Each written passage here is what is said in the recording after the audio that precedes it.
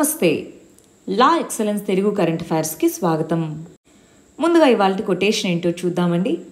Quality అనేటటువంటి దేంట్లో అయినా సరే క్వాలిటీ అనేది ఆటోమేటిక్గా రాదు, ఇంటెలిజెంట్గా ఎఫర్ట్తోనే వస్తుంది. ఎఫర్ట్ లేకుండా ఏది రాదండి.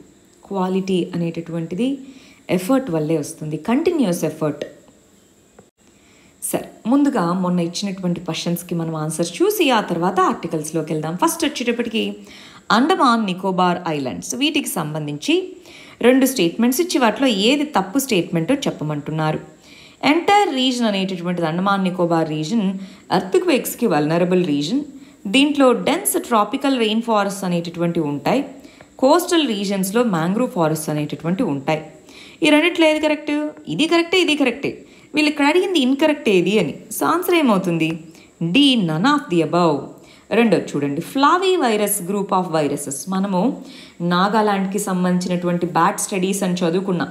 సో ఆ కంటెక్స్లో ఫ్లావీ వైరస్ గ్రూప్ అనేటటువంటి దానికి సంబంధించి 2 స్టేట్మెంట్స్ ఇచ్చి ఏది కరెక్టో చెప్పమన్నారు.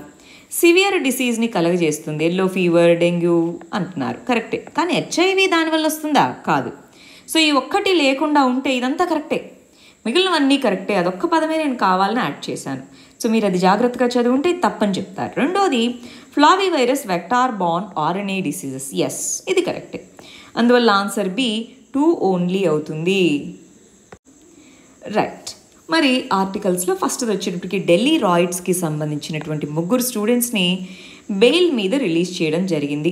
ఢిల్లీ హైకోర్టు అనేటటువంటిది మీరు అన్లాఫుల్ యాక్టివిటీస్ ప్రివెన్షన్ యాక్ట్ని క్యాజువల్గా ఇన్వోక్ చేయడం కాదు. రైట్ టు ప్రొటెస్ట్ అనేది ఉంది, అది టెర్రర్ యాక్టివిటీ కింద కేటగిరైజ్ చేయలేరు. ప్రైమా ఫేసే దానికి ఎవిడెన్స్ అనేటటువంటిది ఉండాలి అన్నారు. అయితే ఢిల్లీ పోలీస్ మాత్రం మా దగ్గర దానికి తగ్గట్టు ఎవిడెన్స్ ఉందండి, అది టెర్రర్ యాక్టివిటీనే, అందుకనే మేము అన్లాఫుల్ యాక్టివిటీస్ ప్రివెన్షన్ యాక్ట్ కింద అరెస్ట్ చేశాము అని చెప్పారు. వీళ్ళని అరెస్ట్ చేసి కూడా 1 ఇయర్ అయిందండి. 1 ఇయర్ కంప్లీట్ అయిన తర్వాత ఇప్పుడు వాళ్ళకి బెయిల్ అనేది లభించింది. సో బెయిల్ రద్దు చేయొద్దు అన్నారు. ఎవరు? బెయిల్ ఇవ్వద్దు అన్నారు. హైకోర్టు బెయిల్ అనేటటువంటిది వాళ్ళు గిల్టీగా ప్రూవ్ అయ్యేంత వరకు వాళ్ళు ఇన్నసెంట్, బెయిల్ అనేటటువంటిది ఉండాలి. 1 ఇయర్ అయింది వాళ్ళ యొక్క ట్రయల్ కూడా జరిగి. సో ఈ కంటెక్స్లో article 21 right to life and liberty అనేటటువంటిది ఎలా ఉంటుంది బెయిల్ అనేటటువంటిది కనుక రాకపోతే? సో ఆర్టికల్ 21 అనేటటువంటి దాన్ని మరి ఎప్పుడు ఉంటుంది? బెయిల్ అనేటటువంటిది ఉండాలి. కాకపోతే వాళ్ళు ఢిల్లీ జ్యూరిస్డిక్షన్ దాటి వెళ్లకుండా రెస్ట్రిక్షన్స్ పెట్టాము. మీరు ఏదైతే సబ్మిట్ చేయాలనుకుంటున్నారో ట్రయల్ కోర్టులో అవి సబ్మిట్ చేయండి, ఎవిడెన్సెస్ని చూపించండి. ఎలాగూ డిస్కషన్ అనేది జరుగుతుంది అన్నదే ఇక్కడ చెప్తున్నటువంటిది. నెక్స్ట్ ఆర్టికల్ వచ్చేటప్పటికి జ్యుడిషియరీ పాలిటీకి సంబంధించినటువంటిది. ఇక్కడ రీసెంట్గా మన చీఫ్ జస్టిస్ ఆఫ్ ఇండియా హైదరాబాద్ని గ్లోబల్ ఆర్బిట్రేషన్ సెంటర్గా మార్చాలి, దానికి తగ్గట్టుగా చర్యలు తీసుకుందామన్నారు. ఇంతకీ ఆర్బిట్రేషన్ అంటే ఏంటి? మనకి ఆల్టర్నేటివ్ డిస్ప్యూట్ రెజల్యూషన్ మెకానిజమ్స్ అనేటటువంటివి ఉంటాయి, ఏడిఆర్ అని. ఆర్బిట్రేషన్ అంటే నార్మల్ లీగల్ ప్రాసెస్ ఏ విధంగా జరుగుతుంది, ఐపీసీ సెక్షన్స్ ఇవన్నీ ఉంటాయి. అలా కాకుండా ప్రిన్సిపల్స్ ఆఫ్ న్యాచురల్ జస్టిస్, దీని ప్రకారం జనరల్గా alternative dispute resolution systems work అవుతాయి. ఇక్కడ 2 పార్టీస్ అనేటటువంటివి ఒక అగ్రిమెంట్కి కూడా రావచ్చు. ఇప్పుడు మామూలు కోర్టు సిస్టంలో అయితే 2 పార్టీస్ అగ్రిమెంట్కి వచ్చేది క్రిమినల్ కేసులు వీటిలో వర్తించవు కదా. ఆర్బిట్రేషన్లో 2 పార్టీస్ అనేటటువంటివి ఒక ఫైనల్ దీనికి రావచ్చు.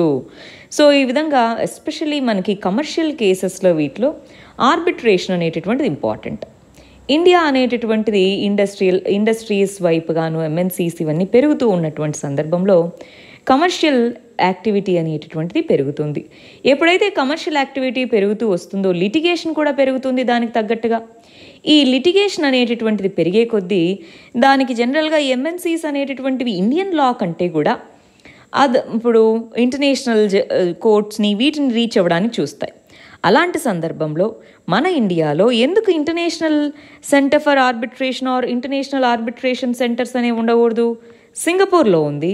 ఆ విధంగా ఎందుకు పెట్టకూడదు?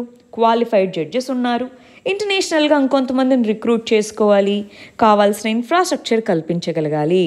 సో ఆ విధంగా కల్పించడం కోసం దాని రిక్వైర్మెంట్స్ ఏంటి అని సింగపూర్ యొక్క సీజీఐతో మాట్లాడడంతో పాటు మన తెలంగాణకు సంబంధించిన గవర్నమెంట్ని కావాల్సిన ఇన్ఫ్రాస్ట్రక్చర్ని ప్రొవైడ్ చేయాలి అన్నట్టుగా అడిగారు.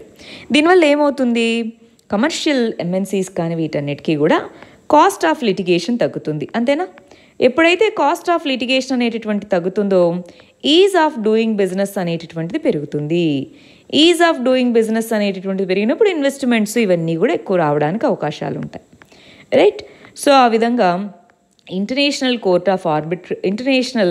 ఆర్బిట్రేషన్ సెంటర్ అనేటటువంటి తీసుకొని రావాలన్నది ప్లాన్ ఇది.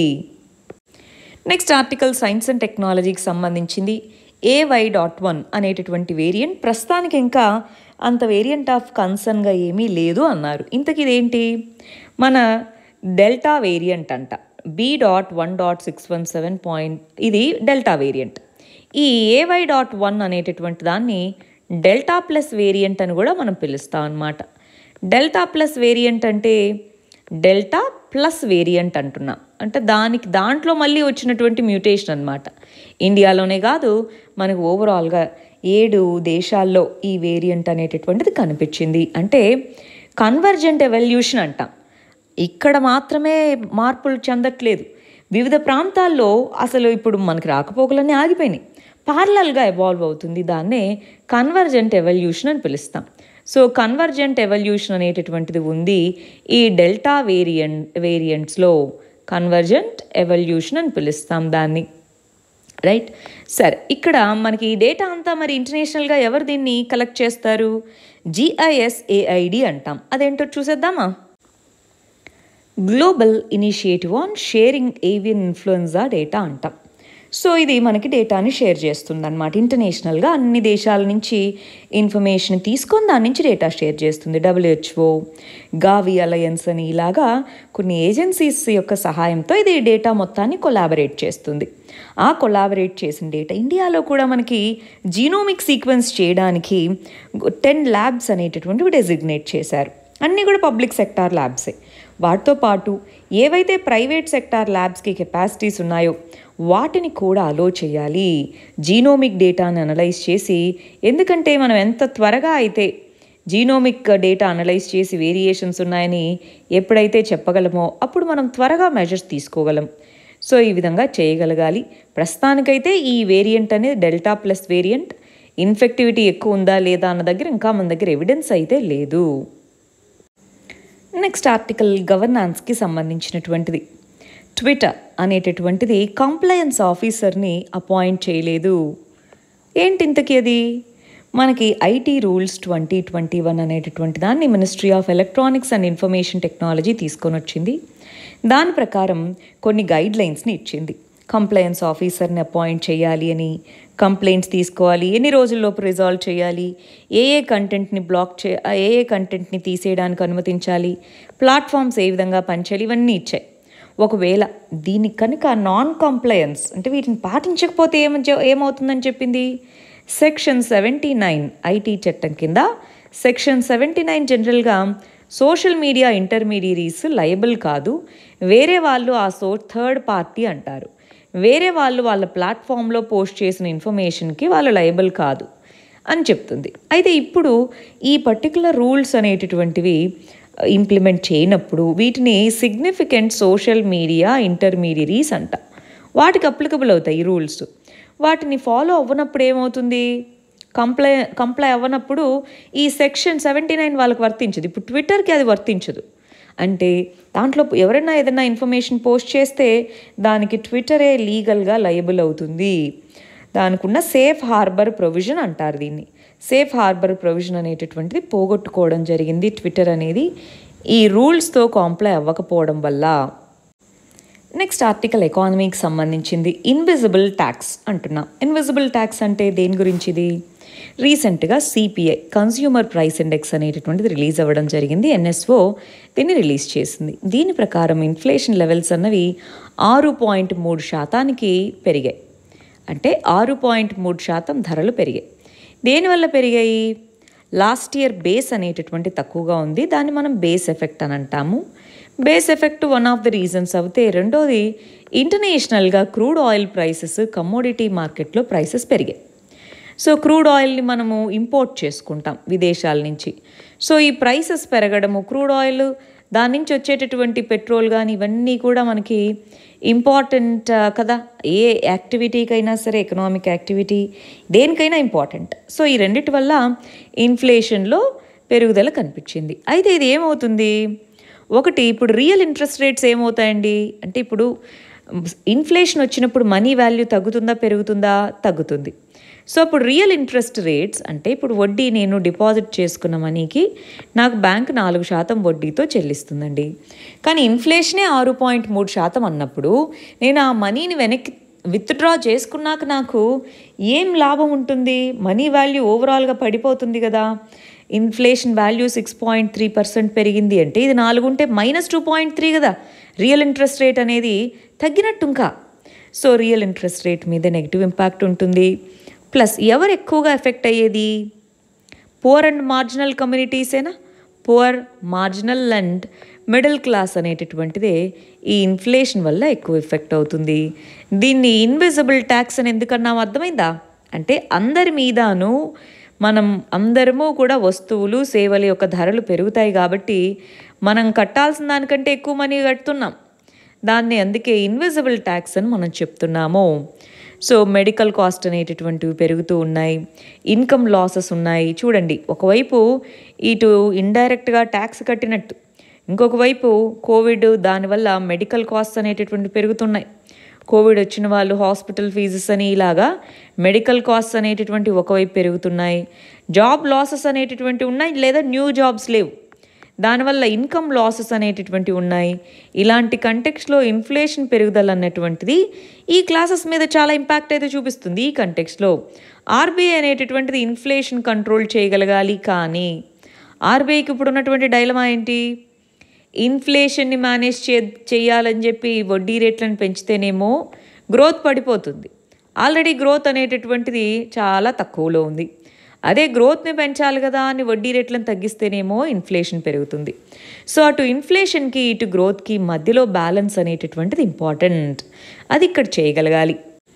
నెక్స్ట్ ఆర్టికల్ ఇంటర్నేషనల్ రిలేషన్స్కి సంబంధించింది. అమెరికా యొక్క ఫర్ ఎవర్ వార్ అంటున్నాం. అంటే ఏంటి? మనకి 9/11 అనేటటువంటిది జరిగింది యుఎస్ఏలో. 2001లో 9/11 అనేటటువంటి అటాక్ ట్విన్ టవర్స్ మీద జరిగింది. సో కొన్ని వందల మంది చనిపోయారు. దాని తర్వాత దీనికి రెస్పాన్సిబుల్ అల్ఖైదానే. వాళ్ళు ఆఫ్ఘనిస్తాన్లో ఉన్నారు అని చెప్పేసి మరి యుఎస్ఏ అనేటటువంటిది వార్ ఆన్ టెర్రర్ అనే దాన్ని లాంచ్ చేసింది. ఈ వార్ ఆన్ టెర్రర్ అనేటటువంటి దాంట్లో భాగంగానే 2001లోనే ఆఫ్ఘనిస్తాన్ మీదకి వార్కి వచ్చింది. అప్పుడు తాలిబాన్స్ పవర్లో ఉన్నారు. సో వీళ్ళు అల్ఖైదాకి చోటు ఇచ్చారు అని చెప్పి ఆఫ్ఘనిస్తాన్ మీదకి వార్కి వచ్చింది. మరి తాలిబాన్స్ని పవర్ నుంచి డిస్ప్లేస్ చేసింది వెళ్ళిపోయిందా? వెళ్ళిపోలా.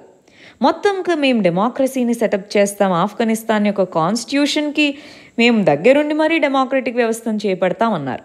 2004 కల్లా యుద్ధం అయిపోయినా 2004లో కొత్త కాన్స్టిట్యూషన్ అనేటటువంటిది రావడము, కాన్స్టిట్యూషనలీ ఎలెక్టెడ్ గవర్నమెంట్స్ అనేటటువంటివి. కానీ అవి వీక్. ఎందుకని?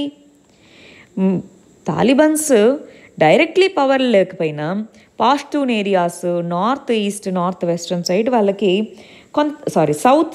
సౌత్ పాకిస్తాన్తో బార్డర్ ఉన్న సైడ్ వాళ్ళకి చాలా స్ట్రాంగ్ హోల్డ్ ఉంది.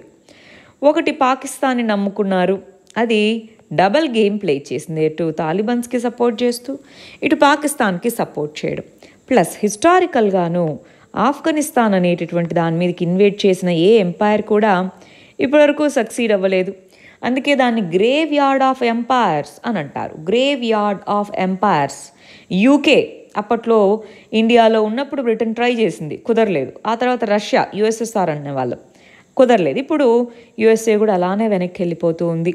ప్లస్ అక్కడ దోహా అగ్రిమెంట్ అనేటటువంటి చేసుకుంది లాస్ట్ ఇయర్. ఇప్పుడు తాలిబాన్స్ మళ్ళీ కంట్రోల్లోకి వచ్చేటటువంటి అవకాశం అనేటటువంటిది ఉంది. సో ఈ కంటెక్స్లో మరి ఏం అచీవ్ చేసినట్టు? ఎన్నో $1 బిలియన్ మనీ ఇన్వెస్ట్ చేసింది, ఎన్నో వేల మంది సైనికుల్ని కోల్పోయింది, అక్కడ ఎంతోమంది డిస్ప్లేస్ అయ్యారు, చనిపోయారు. ఏమి నెక్స్ట్ ఫైనల్గా ఏంటి ఇంతకీ? ఆ ఫైనల్ సొల్యూషన్ అనేది లేకుండా పొలిటికల్ దీనికోసం బయటికి వెళ్ళడం, ఇది ఇంకొక మిస్టేక్ అవుతుంది. ఇప్పుడు మేము వచ్చాము, మా ఇష్టం వచ్చింది మేము చేసాము, వెళ్ళిపోతామంటే కాదు కదా. అది ఇక్కడ విషయం అండి. నెక్స్ట్ ఆర్టికల్ పాలిటిక్స్ సంబంధించింది. ఎలక్టోరల్ బాండ్స్కి సంబంధించిన కాంట్రవర్సీ. అసలు ఎలక్టోరల్ బాండ్స్ అసలు ఎలా వచ్చాయి అన్నది మనం చూద్దాం. మామూలుగా ఒక పొలిటికల్ పార్టీకి పార్టీ ఫండింగ్ అనేది ఇంపార్టెంట్.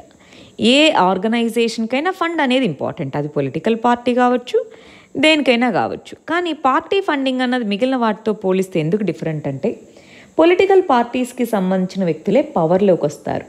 సో ఆ పవర్ హోల్డర్స్ ఎవరైతే ఉంటారో వాళ్ళే గవర్నమెంట్ని నడుపుతారు. సో ఈ గవర్నమెంట్ని నడిపే వాళ్ళు ఫండ్స్ ఇచ్చారు కదా అని వాళ్ళకి బయాస్గా ఉండకుండా ఉండాలి. దానికోసం పార్టీ ఫండింగ్ ఎప్పుడూ ట్రాన్స్పరెంట్గా ఉండేలాగా ఉంటుంది. కానీ మనం 2011 అట్లా చూస్తే వేదాంత కంపెనీ నుంచి అప్పట్లో ఉన్న 2 మేజర్ పార్టీస్ ఫండ్ని యాక్సెప్ట్ చేశాయి. ఆ తర్వాత హైకోర్టు అనేది ఇది కరెక్ట్ కాదు, ఫారిన్ ఫండింగ్ ఎలా యాక్సెప్ట్ చేస్తారంటే యాక్సెప్ట్ చేసేలాగా రూల్స్ మరి మార్చుకొని యాక్సెప్ట్ చేశారు. ఆ తర్వాత ఇప్పుడు ఎలక్టోరల్ బాండ్స్ అనే దాని కింద ఏంటి, ఎవరైనా ఎంతైనా మనీ ఇవ్వచ్చు. చూడండి, ఎలక్టోరల్ బాండ్స్ అనే దాని కింద ఎలక్షన్ ఫండింగ్ అటు సిటిజన్స్ అయినా చేయొచ్చు, ఇటు కంపెనీస్ అయినా చేయొచ్చు. ఫోర్స్ ఆఫ్ ఫండింగ్ అనేటటువంటిది క్యాష్ రూపంలో ఇస్తే తెలీదు, అందుకే క్యాష్ రూపంలో కొంతవరకే లిమిట్, ఆ తర్వాత చెక్స్ రూపంలో ఇలా ఇవ్వాలి అన్నారు. ఇప్పుడు దాని బదులు ఎలక్టోరల్ బాండ్స్ అనేవి తీసుకొని వచ్చి ఒక type of bond, promissory note లాంటివి, వీటి కింద ఏ సిటిజన్ ఆఫ్ ఇండియా అయినా సరే, ఏదైనా ఒక బాడీ ఇన్కార్పొరేటెడ్ ఇండియా అయినా సరే ఇన్వెస్ట్ చేయొచ్చు. సో బ్యాంక్ అకౌంట్ ద్వారానే పే చేయాలన్నమాట. కానీ దాని మీద వాళ్ళ నేమ్ ఉండదు, పార్టీ నేమ్ ఉండదు. అంటే వాళ్ళ నేమ్ కానీ పార్టీ నేమ్ కానీ రెండూ ఉండవు. అలాంటప్పుడు ట్రాన్స్పరెన్సీ ఏ విధంగా ఉంటుంది, పారదర్శకత అనేది ఎలా ఉంటుందండి? అందుకని దీంట్లో పారదర్శకత అనేటటువంటిది ఉండాలి. మనకి వివిధ రకాల రిపోర్ట్స్లో ఏడిఆర్ ఇలాంటి రిపోర్ట్స్ వీటన్నిటిలో చెప్పింది రూలింగ్ పార్టీకి ఎక్కువ ఫండింగ్ వస్తుంది దీని నుంచి అని. సో ఇప్పుడు ఏ ఫార్మ్ ఆఫ్ మనీ అయినా ఉండొచ్చు. ప్లస్ ఇప్పుడు మనం వెళ్ళి సరే ఎలక్టోరల్ బాండ్స్కి సంబంధించి బ్యాంక్ నుంచే కదా వాళ్ళు ఇచ్చేది, మరి ఆ బ్యాంకుకు తెలుస్తుంది కదా దాన్ని ఇవ్వండి అంటే ఆ డేటా ఇస్తారా? ఆర్టీఐ కింద ఆ డేటా అవైలబుల్గా లేదు అని చెప్పారు. మరి ఏ విధంగా ట్రాన్స్పరెన్సీ ఉంటుంది? డెమోక్రసీలో పార్టీ ఫండింగ్ ఎందుకు ఇంపార్టెంట్ ఇందాకే చూసాం, గవర్నమెంట్స్ డెసిషన్ మేకర్స్ కాబట్టి. సో మరి అటువంటి టైంలో ట్రాన్స్పరెన్సీ అనేటటువంటిది మెయింటైన్ చేయాలి. ఎలక్టోరల్ బాండ్స్కి సంబంధించిన కేసు పెండింగ్లో ఉంది సుప్రీంకోర్టులో, మరి అదేం చెప్తుందో మనం చూడాలి. నెక్స్ట్ ఇష్యూ క్రిప్టో కరెన్సీకి సంబంధించి.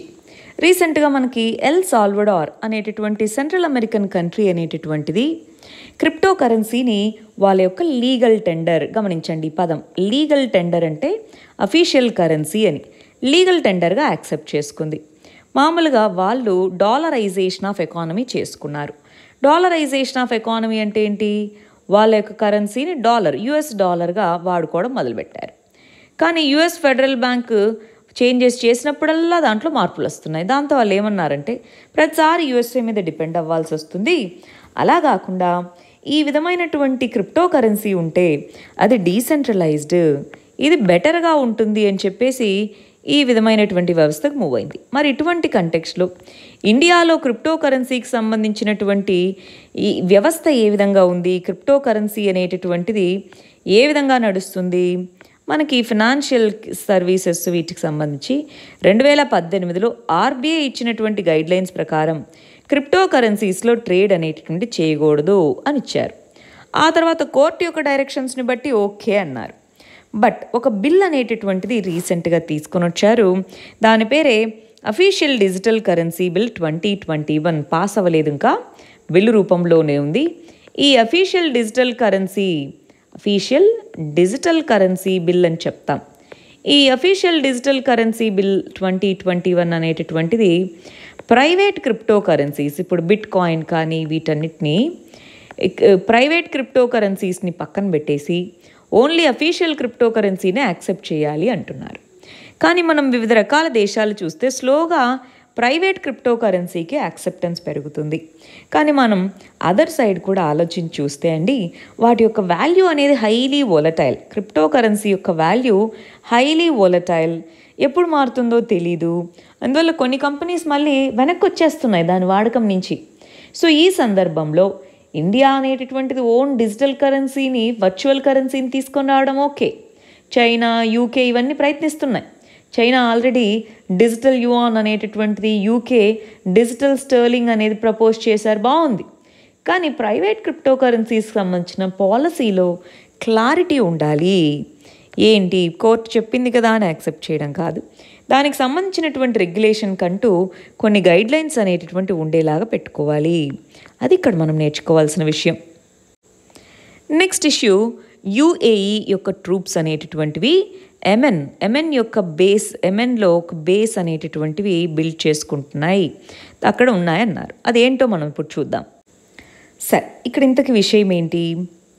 ఎంఎన్ అనేటటువంటి కంట్రీ మ్యాప్ ఒకసారి గమనించండి. మిడిల్ ఈస్ట్ అంట, మిడిల్ ఈస్ట్ ప్రాంతం యొక్క మ్యాప్ గమనించండి. ఇది ఎంఎన్ అనే కంట్రీ, ఇది సౌదీ అరేబియా, ఇది ఒమాన్, ఇలాగ దాని చుట్టూ వివిధ కంట్రీస్ అనేవి ఉన్నాయి. అయితే ఎంఎన్ ఇదంతా రెడ్ సీ అంటాం, ఇది గల్ఫ్ ఆఫ్ ఏడెన్ అంటున్నాం. ఈ మధ్యలో ఉండే జలసంధి ఉందా, దాన్ని మనము బాబ్ ఎల్ మాండబ్ అని పిలుస్తాము. బాబ్ ఎల్ మాండబ్ అనేటటువంటిది అక్కడ ఉండేటటువంటి జలసంధి అన్నమాట. ఈ జలసంధి దగ్గరలో ఇదిగో ఇది ఉందో, ఇది జలసంధి. ఇక్కడ ఒక చిన్న ఐలాండ్ ఉంది, దాని పేరే మయూన్ ఐలాండ్. ఈ మయూన్ అనేటటువంటి ఐలాండ్ దాంట్లో యుఏఈ యొక్క సపోర్ట్ చేసే ట్రూప్స్ అక్కడ ఉన్నాయి, అది న్యూస్లో ఉంది. అసలు యుఏఈ ఎందుకు వచ్చింది, సౌదీ అరేబియా ఎందుకు వచ్చింది, యెమెన్లో ఏంటి గొడవ? 2011 ఆ టైంలో ఈ మిడిల్ ఈస్ట్ రీజన్లో చాలా వరకు అరబ్ స్ప్రింగ్ అనే ఈవెంట్ జరిగింది. అంటే అక్కడ ఉన్నటువంటి మొనార్కీ పడిపోవాలని, డెమోక్రసీ వ్యవస్థ రావాలని. ఇక్కడ లిబియా అని ఉంటుంది, ఇటు సైడ్ ఉంటుంది, ఈజిప్ట్కి ఇటు సైడ్. సో ఆ లిబియాలో ఫస్ట్ స్టార్ట్ అవుతుంది, ఆ తర్వాత ఇక్కడంతా స్ప్రెడ్ అవుతుంది. అలా యెమెన్లో వచ్చినప్పుడు 2014లో అక్కడ ఉన్నటువంటి ప్రభుత్వం డెమోక్రటిక్ గవర్నమెంట్ ఫామ్ అవుతుంది. అయితే అప్పుడు కొంతమంది రెబల్స్, అక్కడ ఉండేటటువంటి రెబల్ గ్రూప్స్ ఎవరైతే ఉంటారో వాళ్ళు ఏమంటారంటే, పవర్ అనేటటువంటిది మాకు కావాలి అని చెప్పేసి అక్కడ ఉన్నటువంటి ప్రెసిడెంట్ నుంచి పవర్ కావాలి. సో హౌతీ రెబల్స్ అంటారు, హౌతీ మూమెంట్ స్టార్ట్ అవుతుంది. హౌతీస్ అనేటటువంటి వాళ్ళు ప్రిడామినెంట్లీ షియా కమ్యూనిటీకి సంబంధించిన వాళ్ళు, అంటే ఇరాన్ కొంత వీళ్ళకి సపోర్ట్ చేస్తుంది అని. సో అయితే ఈ హౌతీస్ ఎప్పుడైతే సనా క్యాపిటల్ సిటీని ఆక్యుపై చేసుకున్నారో, యెమెన్ ప్రెసిడెంట్ సౌదీ అరేబియాకి పారిపోతాడు. అప్పుడు సౌదీ అరేబియా ఎయిర్ స్ట్రైక్స్ జరుపుతుంది. సౌదీ అరేబియా దాని ఫ్రెండ్స్ అంతా కలిసి ఎయిర్ స్ట్రైక్స్ జరుపుతాయి. యుఎస్ఏ, యూకే డైరెక్ట్గా ఎయిర్ స్ట్రైక్స్ జరపవు, బట్ సౌదీకి హెల్ప్ చేస్తాయి. అప్పటి నుంచి ఇప్పటి వరకు వార్ కొనసాగుతూనే ఉంది, ఎండ్ అవ్వలేదు. ఇటు ఇరాన్ ఏమో సపోర్ట్ చేస్తుంది వీళ్ళకి అని చెప్పి అదొకటి. లాస్ట్ ఇయర్ మనం గమనించి ఉంటే అర్మాకో అనేటటువంటి సౌదీ అరేబియాకి సంబంధించినటువంటి ఆయిల్ కంపెనీ మీద యెమెన్కి సంబంధించిన రెబల్స్ మేమే డ్రోన్ అటాక్ చేశామన్నారు, కానీ అది ఇరాన్ హెల్ప్తో చేసుంటారన్నది సౌదీ యొక్క వాదన అన్నమాట. సరే, ఏదేమైతేనేమి హౌతీ రెబల్స్ వీళ్ళ మధ్య అక్కడ గొడవ జరుగుతూ ఉంది, డిఫరెంట్ ఫ్యాక్షన్స్గా విడిపోయి ఉన్నారు. ఈ సౌదీ ఇప్పటికీ కూడా అక్కడ ఏ సొల్యూషన్ లేదు. కొన్ని మిలియన్స్ ఆఫ్ పీపుల్ అక్కడి నుంచి రెఫ్యూజీస్గా వెళ్ళడం మొదలుపెట్టారు. రకరకాలైనటువంటి డిసీజెస్, ఇప్పుడు డ్రాట్స్, వీటన్నిటితోనూ ఆ కంట్రీ సఫర్ అవుతూ ఉంది. మరి పీస్ ప్రాసెస్ అనేటటువంటిది బిల్డ్ చేయాలి. ఇప్పుడు పెద్ద పవర్స్ అంటారు యుఎస్ఏ, యూకే, కానీ అక్కడ అంత జరుగుతున్నప్పుడు దాన్ని ఏ విధంగా కంట్రోల్ చేయాలన్నది ఆ సొల్యూషన్ వాళ్ళ చేతిలో ఉండాలి. అలా అయినప్పుడు పెద్ద పవర్ అయితే ఏముంటుంది, చిన్న పవర్ అయితే ఏంటి, అవునా?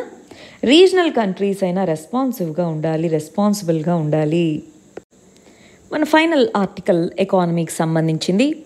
ఆర్బీఐ అనేటటువంటిది డిహెచ్ఎఫ్ఎల్, దివాన్ హౌసింగ్ ఫైనాన్స్ లిమిటెడ్, ఇది ఒక NBFC, non banking financial company.